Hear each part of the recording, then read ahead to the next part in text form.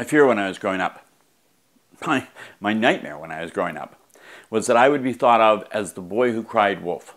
You know, in the story, the guy who makes up really incredibly ludicrous, dangerous situations in order to get attention. That was my big fear, that people would think of me that way. Well, I outgrew my childish worries, but now I've discovered that my biggest fear as a child has become real as an adult. And it's really very, very strange.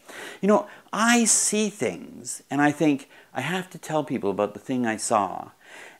And then I think, but how do they not know it? I mean, it's not like people hide these things. These things are out there for you just to pay attention and take notice.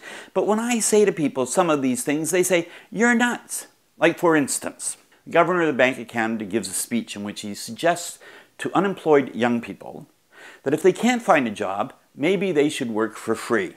I tell this to people and people say, that's impossible. There's no way he said that. He is a smart man. He is a trained individual. He is an economist. He and all economists know that work has value and that one shouldn't give away things of value for free. They say to me, that would be the same thing as the Governor of the Bank of Canada saying to corporations, you should give away your things for free. And then they laugh and they shake their heads and they think, wow, he's doing it again. He's making stuff up. Or there's a study that says that if you work in banking culture, you're more inclined to behave immorally. When I tell people that, people look at me and say, oh, don't be so stupid. You're making this stuff up. After all, how many bankers have you seen sent to jail for the financial collapse of 2008? If bankers really were immoral, they'd be going to jail. They don't go to jail. I say, hey, just read the studies. They say, no, they're not interested in reading the studies because I'm making stuff up. I have a friend, he goes around and he says things like, you know what?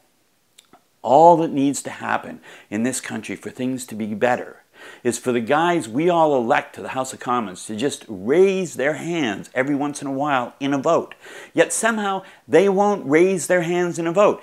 They'd much rather pay attention to the needs of corporations in this country than to the needs of the people who actually put them in office. He'll say things to me like, corporations have built up a stockpile of over $700 billion in profits and cut jobs all the way along the line doing that, and politicians will do nothing about it. And when he talks to me like that, I think to myself, he sounds nuts.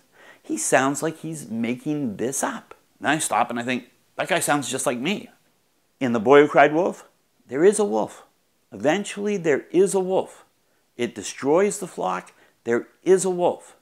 These stories are all around. In fact, as some of my friends say, you can't make this stuff up even while they're thinking, I'm making this stuff up.